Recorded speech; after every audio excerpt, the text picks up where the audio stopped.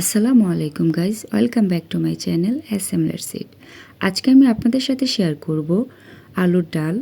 একবার যদি আপনি এই ডালটা একদম পারফেক্টভাবে করতে পারেন তাহলে কিন্তু মাছ অথবা মাংসকে হার মানাবে। আর এই ডালটি খেতে এতটাই অসাধারণ হয়ে থাকে যা আসলে বলে বোঝানো যাবে না। তো কথা না বাড়িয়ে চলে যাচ্ছি আমি এই ডালটি কীভাবে রান্না করেছি। এখানে আমি 6টি টমেটো নিয়েছি। তো টমেটোগুলা একদম পাকা টক টমেটোটা, আপনারা চেষ্টা করবেন টক টমেটোটা দিয়ে রান্না করতে। আর আমি 3টি একদম বড় সাইজের আলু নিয়েছি, যেহেতু এটা আলুর ডাল। তো আলুগুলো একদম কুটে ফ্রেশ করে যে পাত্রে রান্না করব পাত্রতে নিয়েছি। আর দিয়ে দিলাম পরিমাণ মতো কিছু লবণ, দিয়ে দিচ্ছি 1 চা চামচ হলুদের গুঁড়া, 1 চা চামচ জিরা বাটা আর 2 চা চামচ রসুন বাটা।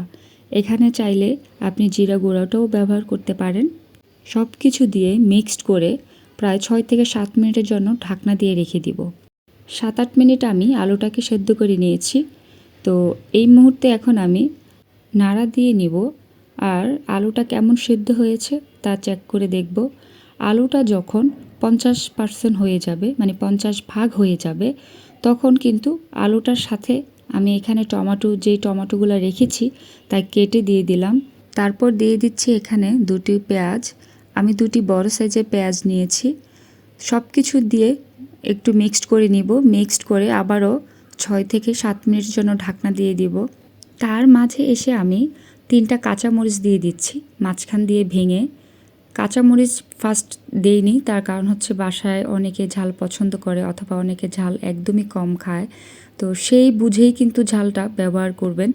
তো সব কিছু মেখে আবারও আমি ঢাকনা দিয়ে দিলাম। 6 মিনিটে রান্না করে নিয়েছি। এখন ঢাকনাটা তুলে নিব। এই যে দেখেন, আমার কিন্তু টমেটো আলু সব কিছুই সেদ্ধ হয়ে গেছে। আমি এখন একটি ডাল ঘুটনি দিয়ে আলুগুলোকে একটু ভেঙে নিব। চাইলে কিন্তু চামচ অথবা যে কোনো একটা কিছু মাধ্যমে ভেঙে নিতে পারেন।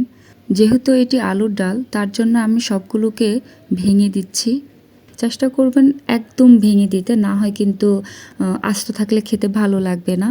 তো এখানে এসে আমি 2 কাপ পরিমাণ পানি দিলাম। এটা সম্পূর্ণই আপনার উপরে। যদি আপনি ঘন পছন্দ করেন পানি কমিয়ে দিবেন, আর যদি পাতলা তাহলে পানির পরিমাণটা বাড়িয়ে দিবেন। পানি দিয়ে এখন আমি ঢাকনা দিয়ে দিব ফুটা আগ পর্যন্ত।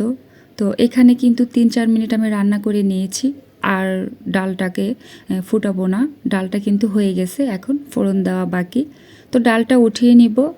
এখন আমি এক পাশে একটি হাঁড়ি বসিয়েছি, দিয়ে দিলাম 3 টেবিল চামচ তেল।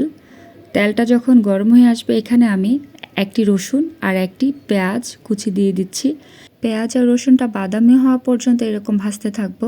তো এই যে বাদামি হয়ে গেছে, এখন আমি ফোড়ন দিয়ে দিব। পেঁয়াজ আর রসুনটা কিন্তু বেশি ভাজতে যাবেন না, না হয় কিন্তু তিতা লেগে যাবে, খেতে কিন্তু স্বাদ লাগবে না। ফোড়নের যে দিকটা এটা যদি ভালো হয়, ডাল বলেন টক যে কোনো জিনিস খেতে অনেক মজার হয় আর স্বাদ বাড়িয়ে দেয়। এই পর্যায়ে এসে আমি দিয়ে দিচ্ছি ধনিয়া পাতা।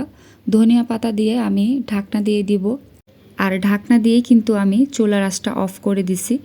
অফ করা অবস্থায় 6-7 মিনিট এভাবেই রেখে দিব, তাহলে ধনিয়া পাতার যে একটা স্মেল সেটা অনেক ভালো আসবে, ডালের সাথে মিশে যাবে।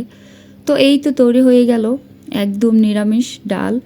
এটা কিন্তু দেখতে যতটা সহজ মনে হচ্ছে বা খুবই নর্মাল মনে হচ্ছে, কিন্তু খেতে কিন্তু খুবই অসাধারণ হয়ে থাকে। আশা করি আপনাদের কাছে খুব ভালো লেগেছে। আর যদি ভালো লেগে থাকে অবশ্যই আমার চ্যানেলটি সাবস্ক্রাইব করে আমার সাথে থাকবেন। আর ভিডিও কমেন্টে অবশ্যই আমাকে জানাবেন যে দেখতে কেমন হয়েছে। আজকে এই পর্যন্তই। সবাই ভালো থাকবেন। আল্লাহ হাফেজ।